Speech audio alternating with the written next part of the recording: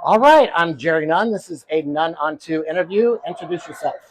Hello, world. My name is Ciara Myst. I'm the shape-shifting superstar of Indianapolis, Indiana, and my drag aesthetic could be described as a fusion of 80s fashion, comic book illustration, horror, fantasy, and sci-fi. Great. Hi, I'm Darlene Mitchell, the LA Hoosier, and I would say that my drag aesthetic is a little country, a little cunty, and a whole lot of camp. Oh, I love you both already. As you should. I mean, RuPaul loves a good drag name. I know she had fun with the This is a good season for drag names. It is. Yours is great. Mine is obviously a pun. Jane Don't is fun to say. Yeah. And we have a lot of vocal stem names like Nicole. Yeah. I love that. Yeah, so no hiding in the closet or whatever. There were No spoilers. Yeah. But there are a couple names that come into play. Okay, got it. There were a couple times when Rue would be in the workroom and just say my name, and I'd be like, "What?" And she'd be like, "Oh, no, I just wanted to say." Yeah. That's winning. I just wanted to say Darlene Mitchell. That is a win. That is such a win. When you first started drag, was there something that surprised you about doing it? Was it the money, the makeup, the costume? Yeah, when I started drag, it was the money that really that shocked me. And Not the money you put into it. Not for how much money I was making, how much money I was losing, baby. Hello. Yeah. I think just sort of the idea of being able to transform yourself into something else. But then when you do that, you're actually learning so much more about your authentic self. And that was kind of shocking to me. You know what I mean? Shape-shifting into this other being or other thing. Yeah. And then steal your word. Yeah. Steal your thunder. No, you And say then it. in that process, you learn so much more about your authentic self and who you are out of drag. And that was a bit of a shock for me, for sure. Oh, sure. Is it putting on a character? Does that help distance yourself from all of this, from your personal life, maybe? Not for me. I mean, I think there have to sometimes be some social separations, and but I think Ciara Myst is like a megaphone for who I am outside of drag, and it allows me to have access creatively to shapeshift into anything. But I think what I learned from it, similar to that, is that drag just sort of unlocks the idea that anything is possible. You can do anything, you can be anything. I would agree with that. I think, like I said before, just getting to access parts of your brain, parts of your creativity, parts of your self-expression that maybe you wouldn't have thought of, or that wouldn't even have come to be unless you were in that mirror, literally transforming. That conversation that happens with yourself is monumental. Awesome. Now, you watched it growing up, the show? Was there someone that really inspired you from past casts?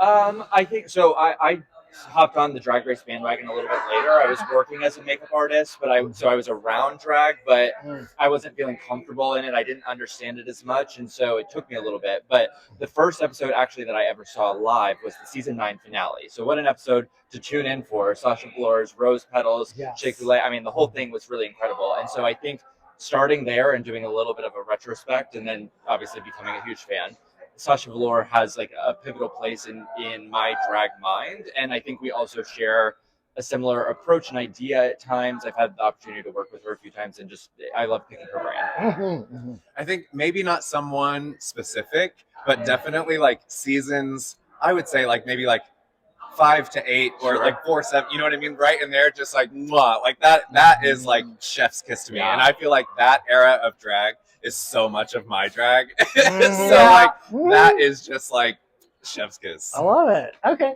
And Sasha, I think I like Sasha better off camera, and all the wonderful things that they do, and the book and the tours and things like that. How do you want to use your platform when the show's over? Do you want to start? I think definitely we're both from Indiana, and I think to be able to speak to people that are still there in communities like the ones that we are from, to be able to be someone that they can look to and say okay, this is possible, or I can accept these parts of myself that I feel like I need to run away from, or that I need to hide or conceal, and for us to just sort of stand proudly in who we are and show that to the world. That's exactly what I needed when I was there. So to be able to be that for somebody else is, I think, what this is all about for us. Yeah, I mean, Indiana needs it. I grew up in Tennessee and always, come up to Chicago. So you've been to Chicago a bunch, and of been to course the drag queen. Great. Because we just have a great scene, and you'll be coming back through with everything. How do you prepare for the massive fans that are coming from international? They're going to be, Roscoe's will be blown up. How do you prepare for that kind of chaperone moment? Sure. I mean, a Chapel Roan moment. Hello. Millions. Yeah, I mean, come over. Come to Ciara Myst. I mean, I think that with anything, you have to sort of take every life moment by moment, or every moment by moment. So I think just giving myself the space to receive that type of attention and energy, but also having agreements with myself about what are sort of my recharges, what are my personal boundaries, and how do I just take care of myself in and out of drag while also being thrilled to meet and engage with so many people all across the world. Nice.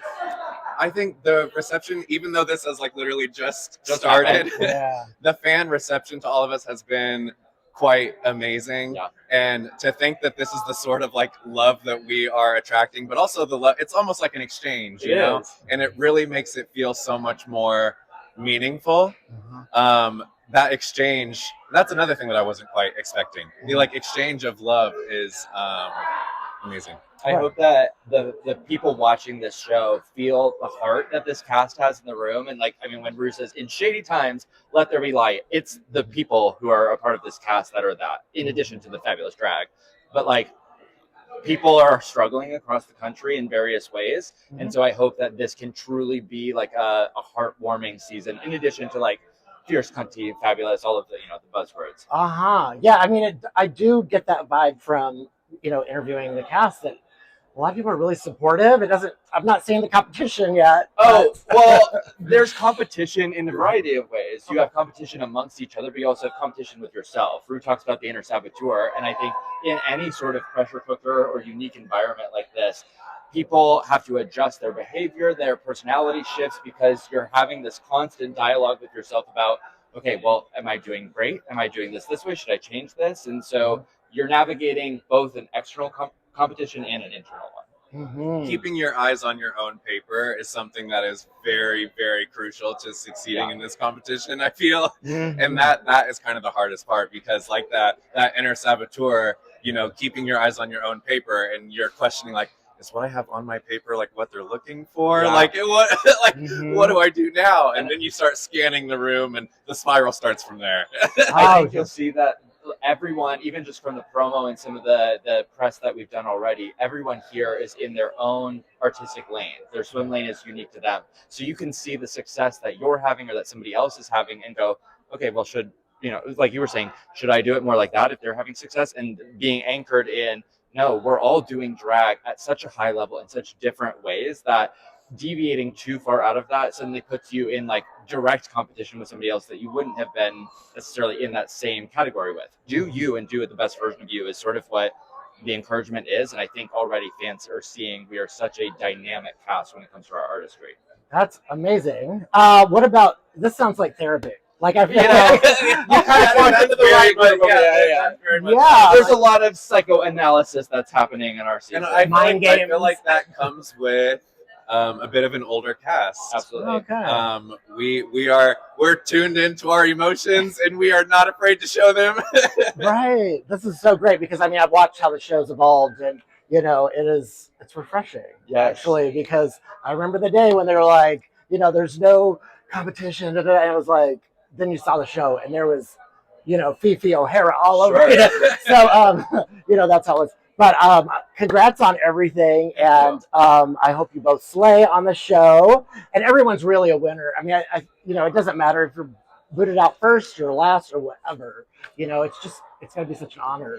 You've won already against thousands of people. Yeah. So congrats. Thank you, honey.